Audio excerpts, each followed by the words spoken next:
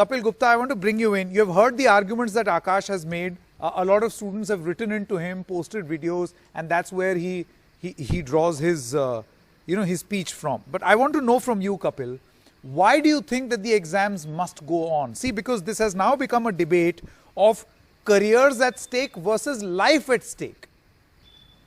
Correct. So Sanket, I'll give you a story today which happened with me. We help students prepare for NEET from our online platform. More than 1 lakh students study from us every week out of 500 districts. The student from Meerut called up in the morning and he said, "Sir, can you talk to my father? He has said you will not go for NEET exam, and I'm not able to convince him. I want to write NEET exam."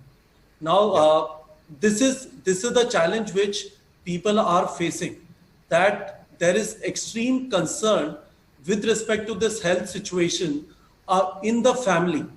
Now, I'm not saying that NEET exam, whether it should happen or not, IIT exam, whether it should happen or not, should be decided on a popular vote. The other conundrum is, what if NTA is actually capable of doing it? But the reality today is, there have been 3 exams which have been utter failure with respect to whatever standard operating procedures exist. Well said. Right? Well said. This is the document which has been uploaded by NTA today on their website. Yes. It talks about everything which is going to happen in the center. Professor Rao, I am also an alumni of IIT Delhi. So you are talking about 100 meters away from the center. What about the fact that Bihar has only 2 cities, Gaya and Patna, where students can write the exam? What will happen to a student who has to come from Motihari, Narkatiyaganj, Roshra, Samastipur? How will he reach there? Whole of UP has 10 cities. Yeah. So those practicalities, how will transportation happen? This is the inside center issue. Inside center is not an issue. Outside the center, that's where the problem is. A complete nightmare. Absolutely. And there are no that's where the problem coming is. Out. Samir Chaudhary, I want to come to you. Do you think that's the point that perhaps the government is not trying to understand? See, I'm not going to comment on the Supreme Court because that chapter is over and done with.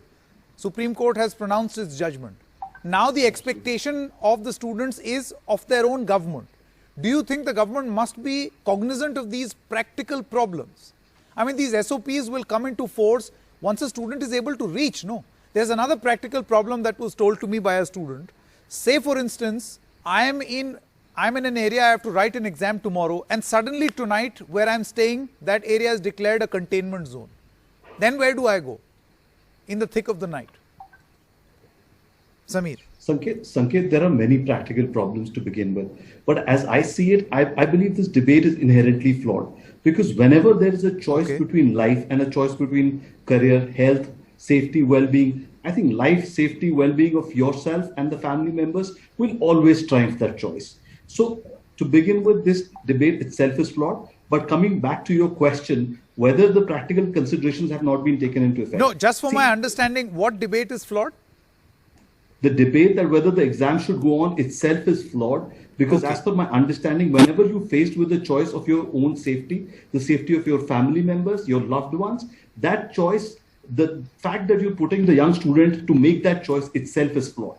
Okay. Now coming to your question, whether the various considerations have been taken into account or not. What we have failed to acknowledge is that if you see the government of Punjab yesterday and the government of Haryana today has imposed lockdown back again. So there will be weekend lockdowns because the sheer numbers defy the attitude right now. The sheer numbers cannot be controlled. We are at the stage of community transmission. So measures have to be taken. And in such an event, we have seen that in by the way, Samir, if you believe all the Zero surveys, then we are in community transmission. Absolutely. You can't have 1/3 of Delhi already developing antibodies and no community transmission happening. Sanket, what we have seen another is story that it is practically impossible to implement social distancing or SOPs in large gatherings. Here we're talking about unprecedented gathering. More than 25 lakh students coming together, not to forget the parents who will accompany them, not to forget the lockdown restrictions coupled with that, and the fact that these asymptomatic or students will go back to their houses where they live with their grandparents or younger children. Absolutely. So we're exposing an unexpected and large number of people to this.